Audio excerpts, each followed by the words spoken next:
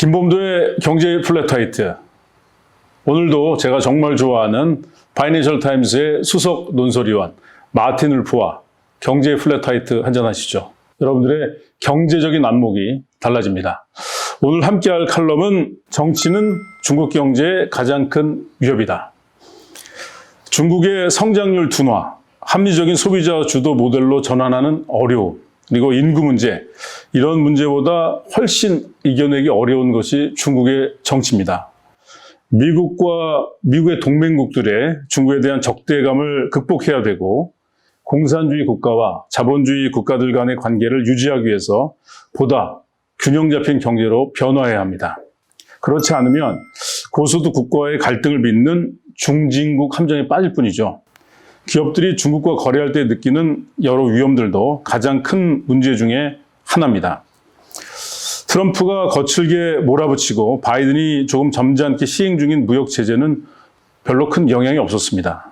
북미를 포함한 경제 대국에서 무역 흑자를 기록했고 GDP 대비해서 무역 비율이 감소했지만 경제 대국들에 비해서 아직 높고 세계 수출에서 비중은 줄었지만 EU나 미국보다 높습니다. 구매력도 여전히 세계 최고죠.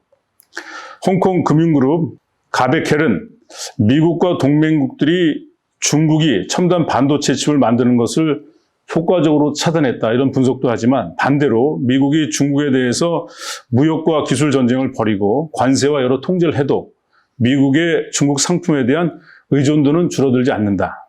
공급망만 불투명하고 복잡해질 뿐이다. 이런 상반된 분석을 하고 있습니다. 미국과 동맹국들이 중국의 기술을 규제한다고 해서 중국의 경제적인 성과를 방해할 수 있는가? 중국은 혁신적이고 기업가 정신이 강해서 효과가 없다. 다만 시진핑의 통제하에서 이런 능력을 발휘할 수 있는가? 이것이 문제입니다.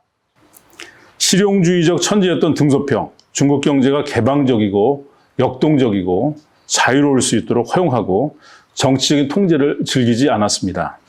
권력을 유능한 인재들에게 위임하는 것을 정말 좋아한 등소평, 유능한 경영자였죠.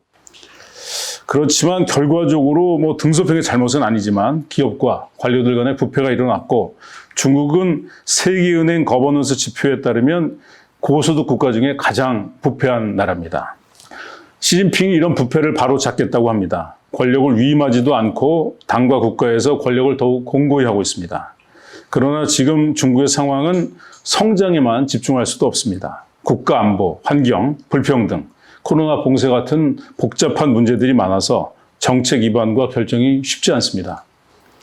정치가 없으면 문제도 없다.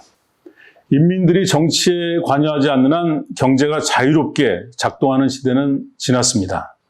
공산당이 시장 경제와 결합하려면 정당성과 통제력 모두를 상실할 위험도 있습니다. 시진핑이 공산당의 통제력과 정당성을 모두 가져가려고 하면 등소평의 위대한 업적인 경제적인 역동성을 훼손할 수밖에 없습니다. 중국 경제는 재균형과 개혁이 필요합니다. 결국 가장 큰 문제는 정치입니다. 미국과의 관계와 중국의 통치 구조가 어떻게 전개될 것인가?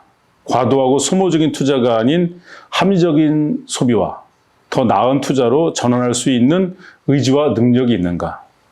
한 사람의 지시에 따라 움직이는 중앙 집권적인 정당과 시장 경제의 발전이 공존할 수 있는가? 이런 질문에 중국이 앞으로 어떤 답변을 하고 선택을 할지 정말 궁금합니다. 김범도의 경제 플랫화이트 여기서 마치겠습니다. 고맙습니다.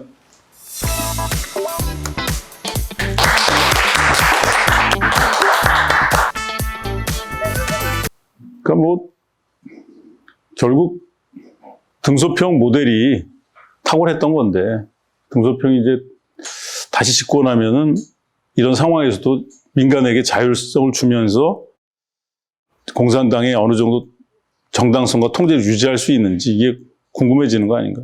그렇기는 한데 등소평이 개방했을 때는 아직 민간 부분이 활성화되지 않았고 영향이 크지 않았던 반면에 지금은 훨씬 더 영향이 큰 상황이니까 시진핑의 선택이 훨씬 더 어려운 상황인 거는 틀림없지 않을까 싶은 생각이 듭니다.